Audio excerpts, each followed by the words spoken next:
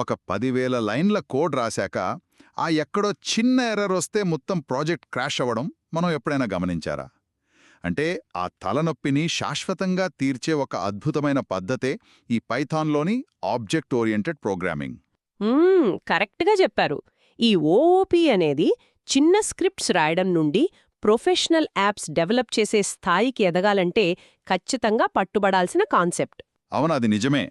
ఇక్కడ main point ఏంటంటే ఫంక్షన్లను మరియు డేటాను ఎక్కడ పడితే అక్కడ విడివిడిగా వదిలేస్తేనే ఆ తలనొప్పొస్తుంది. అలా కాకుండా ఒకదానితో ఒకటి సంబంధం ఉన్న వాటిని ఒకే చోట చేర్చడమే ఈ పద్ధతి వెనుకున్న అసలు లాజిక్. ఓహో, అంటే ఒక స్ట్రక్చర్ వస్తుంది అంటారా? అవును. దీనివల్ల వందల లైన్ల కోడ్ కూడా చాలా నీట్గా ఆర్గనైజ్ అవుతుంది కదా. ఖచ్చితంగా. దీన్ని మనం కొంచెం ప్రాక్టికల్గా ఆలోచిద్దాం.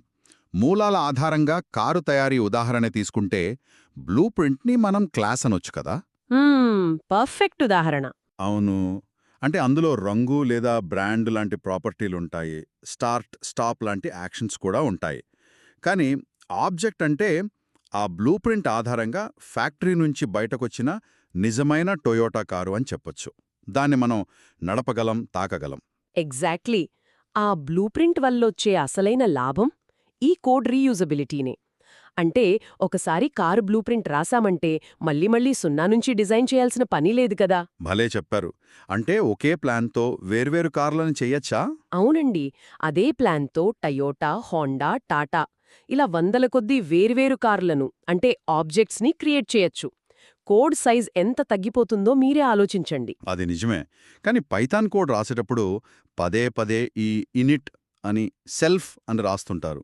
నాకనిపించేది ఏంటంటే, మనం కొత్త ఫోన్ కొన్నప్పుడు బాక్స్ ఓపెన్ చేయగానే లాంగ్వేజు, వైఫై సెట్ చేసే ఒక స్క్రీన్ వస్తుంది కదా. అవును, వస్తుంది. ఈ ఇనిట్ కూడా ఒక కొత్త ఆబ్జెక్ట్ క్రియేట్ అవ్వగానే దానికి అవసరమైన బేసిక్ సెటప్ని పూర్తి చేసే ఒక కన్స్ట్రక్టర్ అనుకోవచ్చా? భలే పట్టారు. ఆ ఫోన్ సెటప్ స్క్రీన్ లాగేనే ఆబ్జెక్ట్ పుట్టగానే దానికి ప్రాథమిక లక్షణాలను అంటే ఇనీషియల్ వాల్యూస్ని సెట్ చేయడానికి పైథాన్లో ఈ ఇనిట్ని వాడతాం.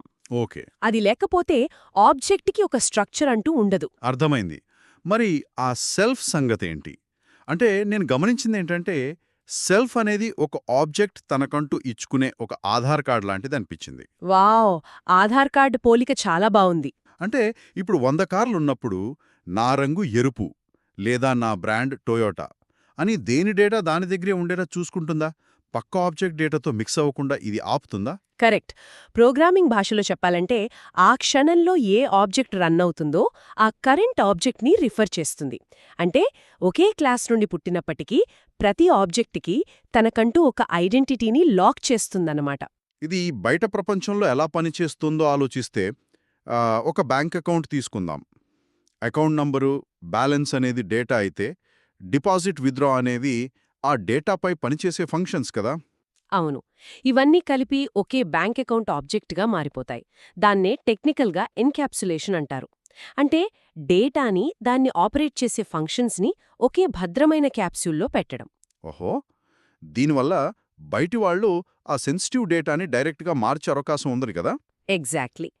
ఇక జంతువుల ఉదాహరణ చూస్తే యానిమల్ అనే బేస్ క్లాస్కి ఉన్న ఊపిరి పీల్చుకోవడం లాంటి లక్షణాలను డాగ్ అనే కొత్త క్లాస్ ఆటోమేటిక్గా తెచ్చుకుంటుంది. దీన్నే ఇన్హెరిటెన్స్ అంటాం.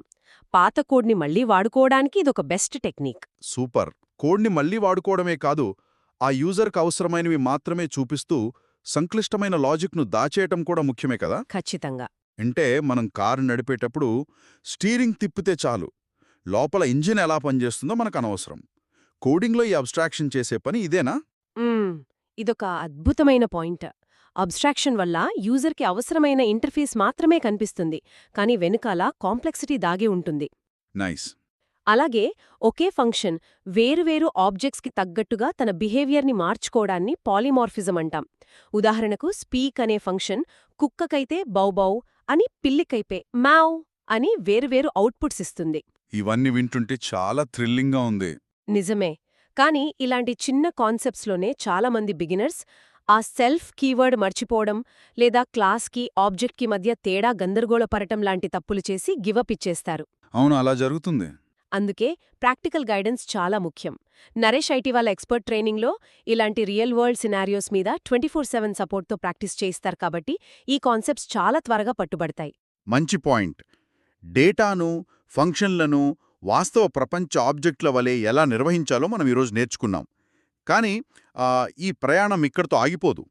ఒక బ్లూ ప్రింట్తో ఒక కారును సృష్టించడం సరే కానీ ఈ క్లాసెస్ మరియు ఆబ్జెక్ట్స్ ద్వారా సాధించే తదుపరి స్థాయి అయిన డిజైన్ ప్యాటర్న్స్ గురించి ఆలోచించండి. కరెక్ట్. మనం నిర్మించిన ఈ ఆబ్జెక్ట్స్ అన్నీ కలిసికట్టుగా ఒక పర్ఫెక్ట్ సింఫనీలా ఎలా పనిచేస్తాయి?